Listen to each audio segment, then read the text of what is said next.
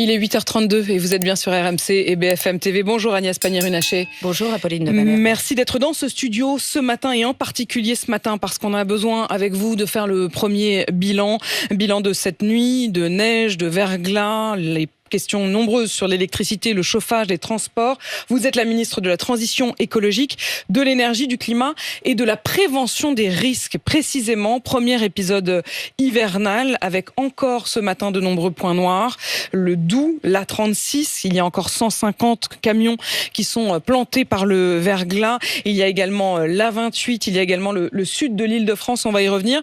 Mais je voudrais qu'on commence par le Doubs parce que c'est là que ça a été le plus compliqué la nuit dernière et encore au moment où l'on se parle. On parle de près de 1000 camions qui se sont engagés.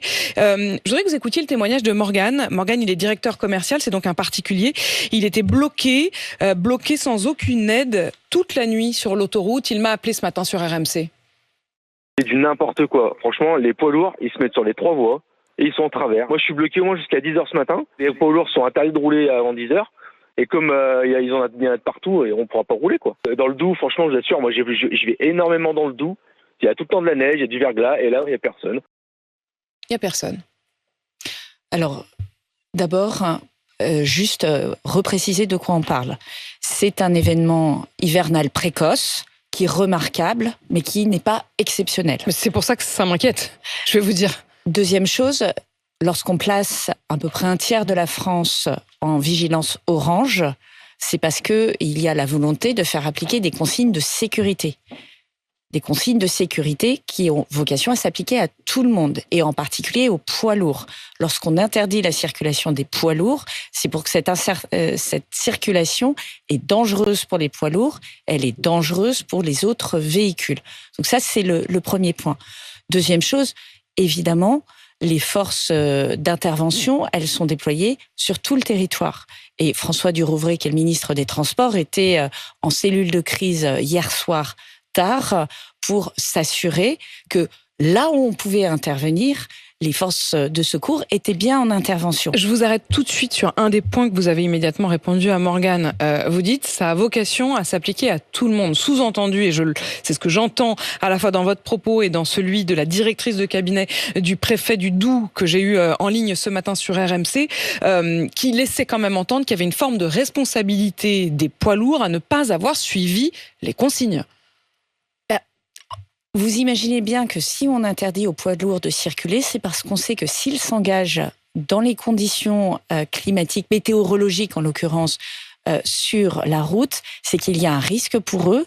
Et évidemment, il peut avoir un risque. Ils n'ont pas suivi ces consignes. Une partie des poids lourds n'ont pas suivi ces consignes. Lorsqu'il y avait interdiction de circuler et qu'on a des poids lourds sur la route, c'est que les consignes n'ont pas été suivies. Maintenant, faut pas pleurer sur le lait renversé, il faut intervenir. Et c'est pour ça que les forces de secours sont en intervention. Et ces interventions sont rendues plus difficiles. Et moi, encore une fois, je mesure ce que c'est de rester coincé toute la nuit, sous la neige, dans sa voiture, dans son camion, parce que on s'est engagé sur la route. Peut-être on n'a pas eu la bonne information, je peux l'entendre, mais c'est aussi cette culture du risque que nous devons collectivement développer.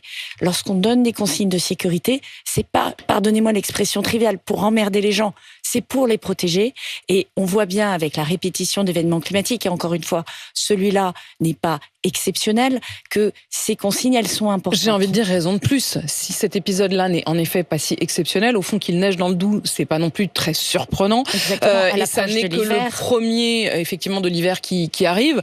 Agnès Pannier-Runacher, est-ce que désormais, en tirant justement les leçons, et on va refaire un point dans un instant parce que l'épisode n'est pas non plus derrière nous, et il y a également la 28 et il y a encore des camions coincés sur la 36, mais en commençant à tirer les premières leçons, est-ce que ça veut dire qu'il faut peut-être davantage de sanctions pour ceux qui ne respecteraient pas les alertes, les consignes, la discipline demandée? Moi, ce qu'on va faire avec François Durouvray, qui est le ministre des Transports, c'est d'abord de faire un retour d'expérience de cet épisode et de voir si effectivement, dans notre communication, on doit être encore plus clair, si c'est les bons canaux de communication, mais effectivement, c'est un appel aussi à la responsabilité individuelle. Et c'est ce message que je veux marteler lorsqu'on donne ces consignes de sécurité, lorsque ce sont les forces de secours qui les donnent, lorsque ce sont les préfectures, c'est fait pour protéger les Français, c'est pas fait pour être contraignant inutilement. il y a une réalité d'intervention de secours, une réalité de prise en compte du risque derrière. Et donc, vraiment, j'invite chacun à les respecter. C'est important. Sanction, pas sanction ? On n'y est pas. Moi, je veux dire, encore une fois, les gens aujourd'hui, ils sont parce qu'après, la sur responsabilité dont vous parlez, effectivement, quelqu'un comme Morgane, mais j'ai eu de très nombreux auditeurs qui m'ont appelé cette nuit, qui se retrouvent effectivement parce que certains, semble-t-il, si j'écoute le scénario qui s'est dessiné à la fois à travers vos propos et ceux de la directrice de cabinet du préfet du Doubs, c'est qu'effectivement, certains ont été non seulement imprudents, mais même ont bravé les interdits, et avec les conséquences de très nombreux naufragés qui ont dû passer la nuit dans la voiture. Mais si vous le permettez, Apolline de Malherbe, d'abord on va intervenir pour faire en sorte que ces personnes arrivent à bon port. C'est l'urgence et on le fait. Et ensuite, on regardera concrètement ce qui s'est passé. Moi, je suis pas là pour donner des bons points et des mauvais points. Je suis là pour que ça se passe bien et mon collègue au transport également. Avant de faire le bilan sur l'électricité, le bilan humain également, on reste sur les transports. Il y a également donc la 28, notamment sur le tronçon entre Rouen et Le Mans, où il y a eu là encore de nombreux naufragés de la route qui m'ont appelé pour alerter ce matin. Est-ce que vous savez où ça en est ce matin ? Alors c'est là aussi encore compliqué. Les forces de secours sont en intervention. Je n'ai pas précisément le nombre de véhicules qui sont encore bloqués puisque ça évolue vraiment de minute en minute. Mais ça n'est donc pas terminé au moment où l'on se parle. Agnès Pannier-Runacher, il y a également le sud de la région parisienne, la N104 intérieure au sud de Paris qui est coupée suite à un important accident lié aux conditions météo de verglas. Il y a des automobilistes qui sont bloqués derrière. Je crois que juste avant que je rentre dans ce studio, on me parlait d'un bouchon estimé à 2 heures minimum. Est-ce que vous savez, là encore, quelles sont les perspectives qu'on peut donner à ceux qui nous regardent ou qui nous écoutent ? Là aussi, la situation évolue de minute en minute. Les forces de secours sont en intervention. Notre objectif est de dégager le plus rapidement possible la chaussée de façon à rendre la circulation plus fluide. On sait que le matin, c'est un moment de tension puisque beaucoup de voitures sont sur la route. Et je le redis, si on peut éviter de circuler, et je sais que c'est pas facile, et je sais que tout le monde n'a pas cette liberté, mais ça facilitera aussi l'intervention des forces de secours. Votre appel à ceux qui le peuvent de ne pas s'engager sur ces secteurs. Je rappelle qu'il y a toujours 29 départements en vigilance orange qui vont de la Normandie jusqu'à la Franche-Comté. Bilan humain, est-ce qu'il y a à déplorer des accidents graves ou des blessés ?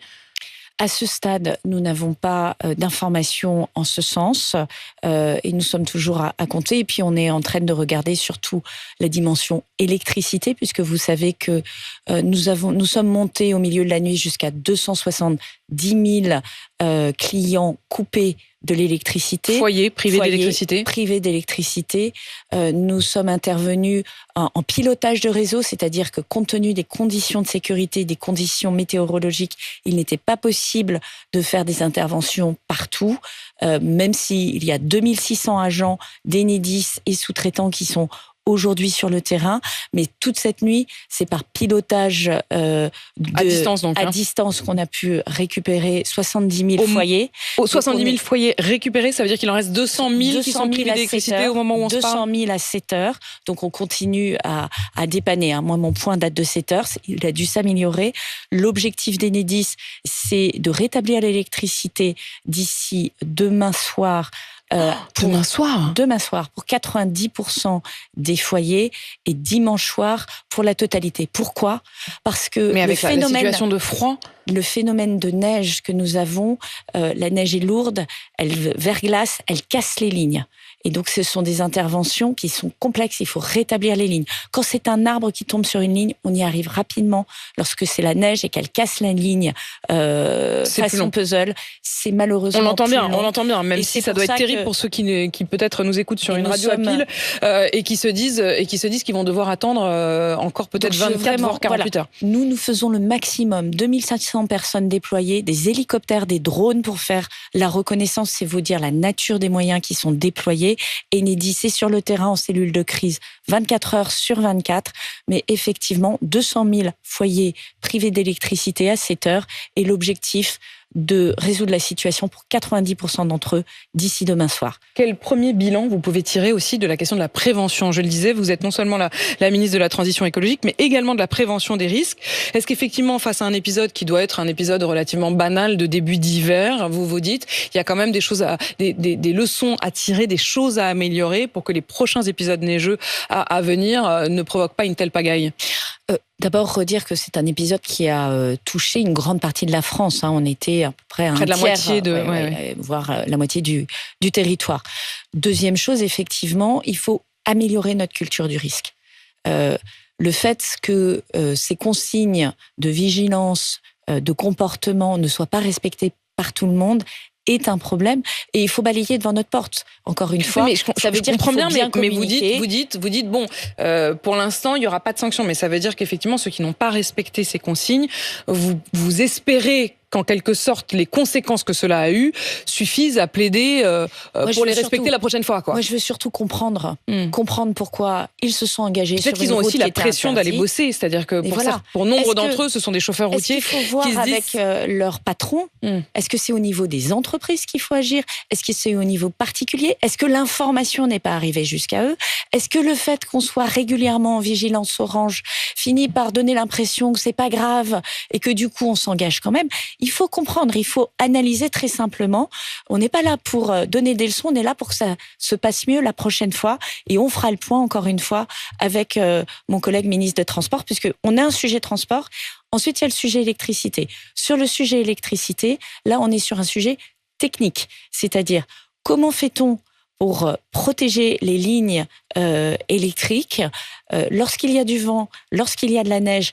La seule manière de les protéger, c'est de les enterrer. C'est un coût d'investissement considérable et ça pose aussi un sujet puisque lorsqu'on les enterre, eh bien c'est au moment des inondations qu'on a des problèmes. Vous voyez bien qu'il n'y a pas de solution miracle dans ces moyens-là.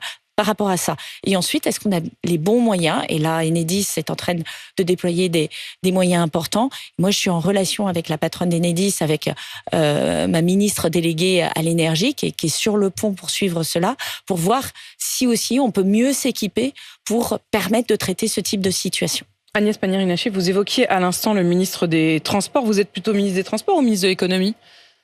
Alors, moi, vous voyez bien à quoi je fais référence hier, et je vais repréciser pour ceux qui ne l'auraient pas en tête.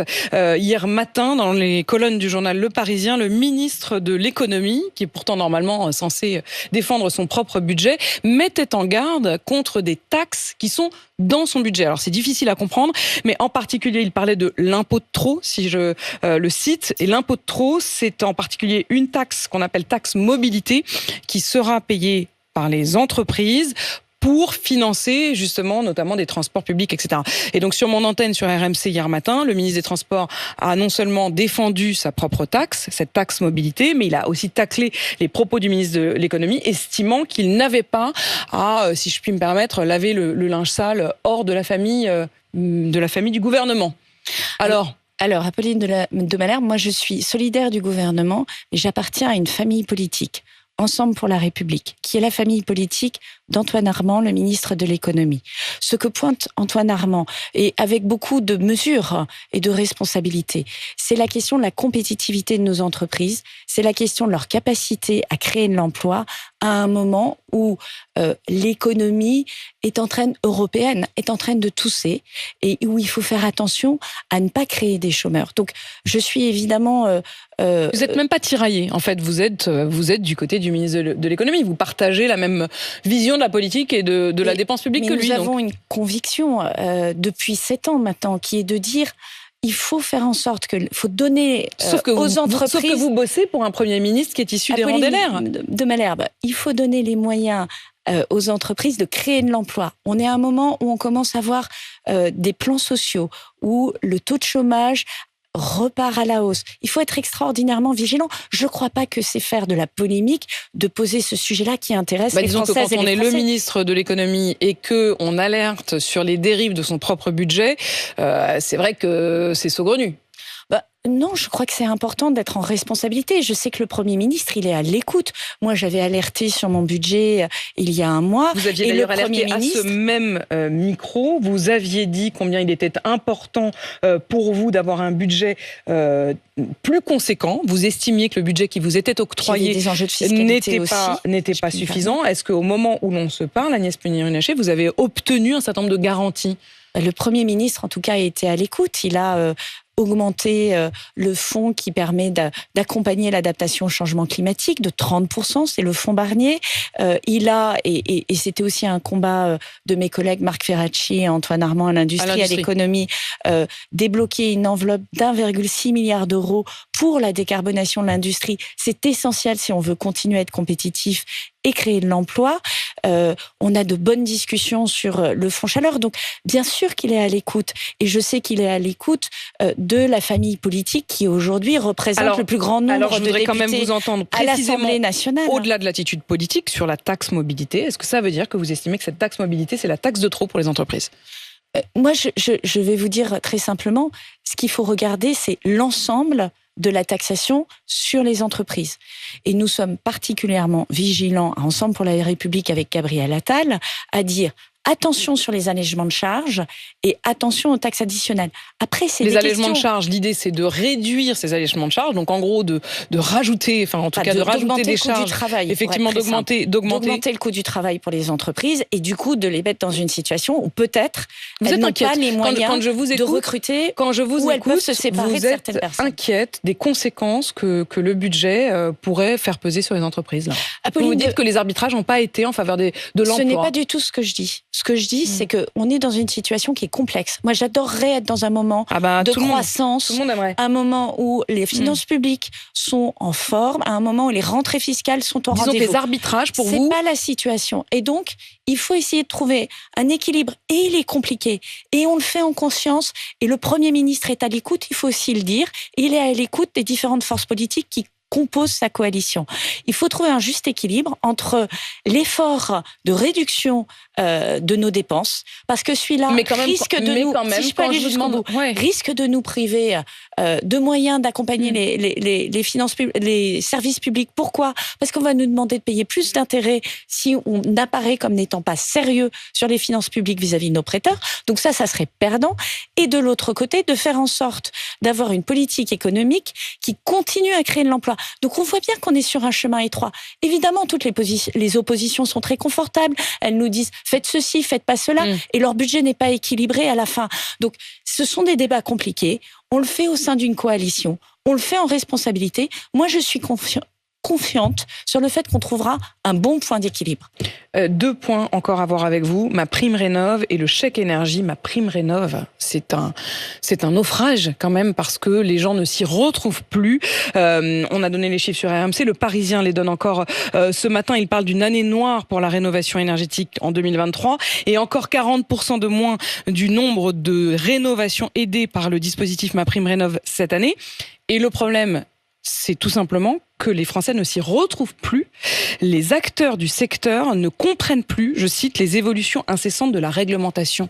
C'est quand même un comble. C'est-à-dire, on veut aider les gens, mais en fait, on leur complexifie la vie. Juste pour quand même expliquer ce qui se passe à ceux qui nous écoutent. En fait, ce qui a été fait, c'est qu'en mai 2024, Christophe Béchu, mon prédécesseur, a précisément pris la décision de ne pas faire les modifications qui inquiétaient le secteur et qui effectivement ont expliqué que les 5 premiers mois de l'année, les acteurs du secteur de la rénovation thermique étaient un peu perdus sur les mesures et qu'on a constaté un très faible nombre de dépôts de dossiers de rénovation. Il a mis un terme à ça en mai 2024. Valérie Létard, qui porte ce dossier avec moi aujourd'hui, a très clairement dit qu'on ne changerait pas les règles pour qu'il y ait de la stabilité. Mais ils ont cru qu'on les changeait, donc ils ne savent plus. Non. On a été très clair. Ça a été dit dès les premières semaines de la prise de fonction. Est-ce que le nombre de dossiers remonte ? Et le nombre de dossiers remonte. Donc ce matin, vous pouvez nous dire... Significativement. Et je veux juste vous dire un chiffre. On aura 1,7 milliard à peu près, peut-être 1,8 milliard d'euros consommés cette année pour la rénovation thermique. On a une enveloppe l'année prochaine de 2,3 milliards. C'est-à-dire qu'on se donne l'espace budgétaire de faire plus et mieux.